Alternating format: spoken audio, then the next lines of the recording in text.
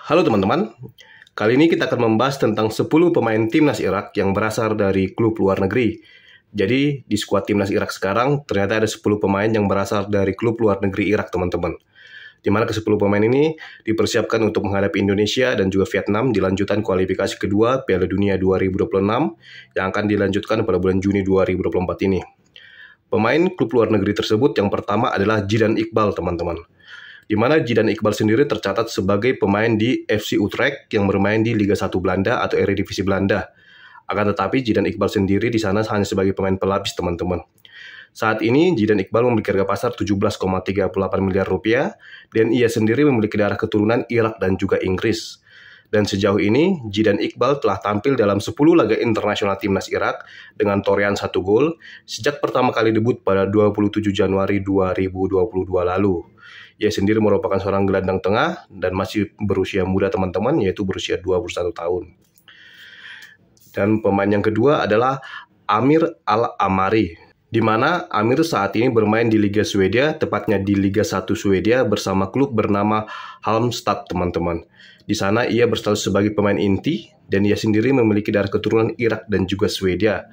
Sejauh ini Amir Al-Amari telah tampil dalam 28 laga internasional timnas Irak dengan torehan 2 gol sejak pertama kali debut pada 2 September 2021 lalu.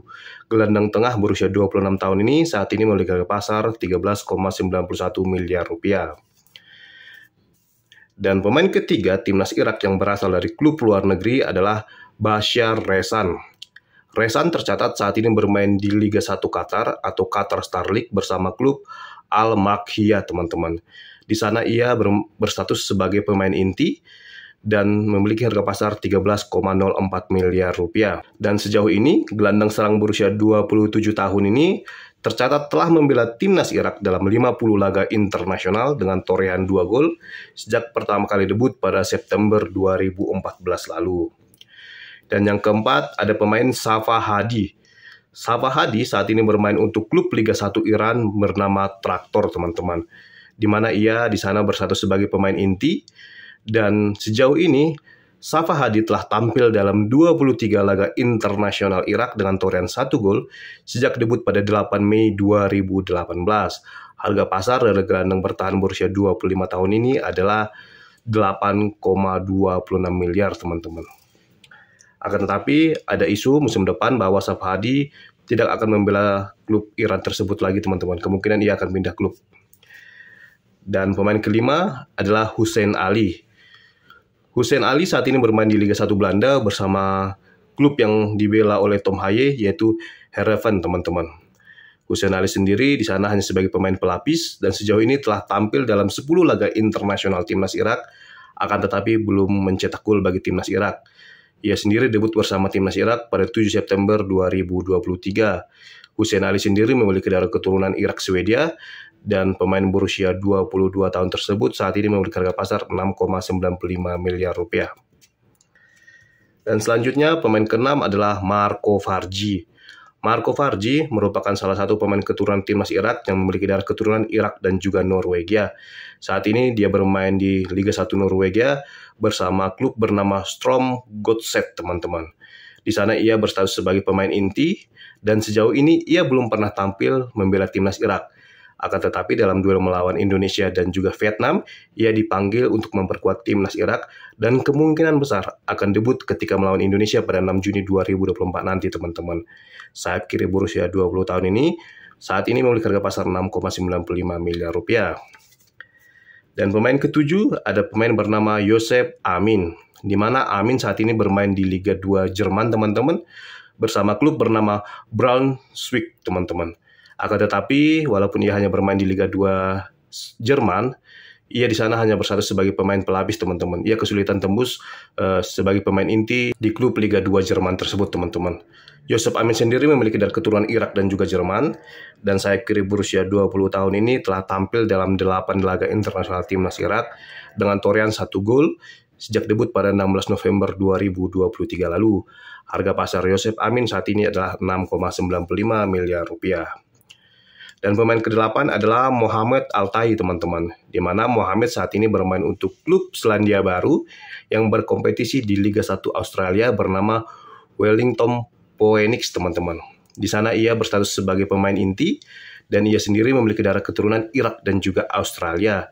Sejauh ini, gelandang bertahan berusia 23 tahun ini belum pernah tampil membela timnas senior Irak. Akan tetapi, dalam 2 laga internasional timnas Irak bulan Juni 2024 ini, Mohamed Al-Taini dipanggil untuk membela timnas Irak. Dan kemungkinan besar ia akan debut ketika melawan Indonesia atau melawan Vietnam, teman-teman. Harga pasar dari Mohamed sendiri saat ini adalah 5,21 miliar rupiah. Dan pemain ke-9 timnas Irak yang berasal dari klub luar negeri Irak adalah Rebin Sulaka, di mana Rebin Sulaka saat ini bermain untuk klub Liga 1 Korea Selatan yaitu FC Seoul. Akan tetapi ia hanya sebagai pemain pelapis saja di klub ibu kota Korea Selatan tersebut, teman-teman. Rebin Sulaka memiliki darah keturunan Irak dan juga Swedia dan sejauh ini telah tampil dalam 25 laga internasional timnas Irak sejak pertama kali debut pada 11 Juni 2015. Bek tengah berusia 32 tahun ini saat ini memiliki harga pasar 4,35 miliar rupiah. Tinggi badan Saka ini terbilang tinggi ya teman-teman, di mana ia memiliki tinggi badan 1,92 meter, di mana tinggi badan tersebut sangat ideal dalam posisi sebagai seorang bek tengah ya teman-teman. Dan yang terakhir, yang ke-10 adalah Osama Rashid, teman-teman. Osama Rashid ini bermain untuk klub Liga 1 Portugal bernama Vizela. Akan tetapi ia di sana hanya sebagai pemain pelapis, teman-teman. Dan Osama Rashid sendiri telah tampil dalam 23 laga internasional timnas Irak dengan torehan 1 gol sejak pertama kali debut pada 11 September 2012 lalu. Dan yang bertahan berusia 32 tahun ini saat ini memiliki harga pasar 3,48 miliar rupiah.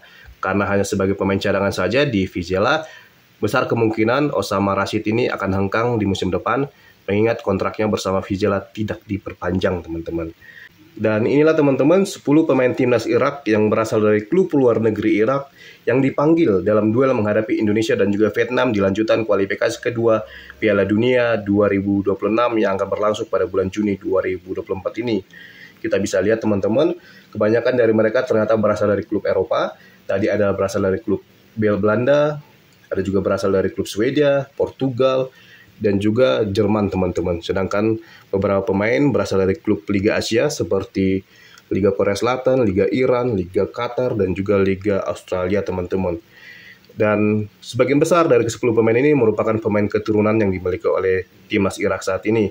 Ketika mereka memiliki darah campuran, mereka dipanggil memperkuat timnas Irak, dan cenderung mereka bermain di liga yang memiliki kaitan dengan darah mereka, teman-teman. Seperti tadi teman-teman, ada pemain Irak yang bernama Marco Farji, memiliki darah keturunan Irak Norwegia dan kini bermain di Liga Norwegia. Begitu juga dengan pemain lainnya, seperti yang bermain di Liga Jerman tadi, yaitu Yosef Amin, yang memiliki darah keturunan Irak dan Jerman, dan saat ini bermain di Liga 2 Jerman.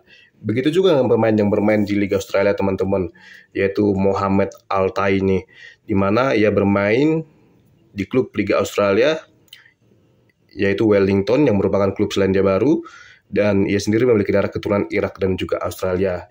Dan pemain-pemain ini juga tercatat 8 pemain merupakan pemain berpengalaman di kubu timnas Irak dan hanya 2 saja pemain yang akan berstatus sebagai pemain debutan nanti, teman-teman. Oke teman-teman, demikian informasi yang bisa saya sampaikan di video saya kali ini. Jika teman-teman menyukainya, silahkan like, subscribe, komen secara sopan dan bijaksana. Dan sampai ketemu lagi di video saya selanjutnya, teman-teman. Terima kasih teman-teman.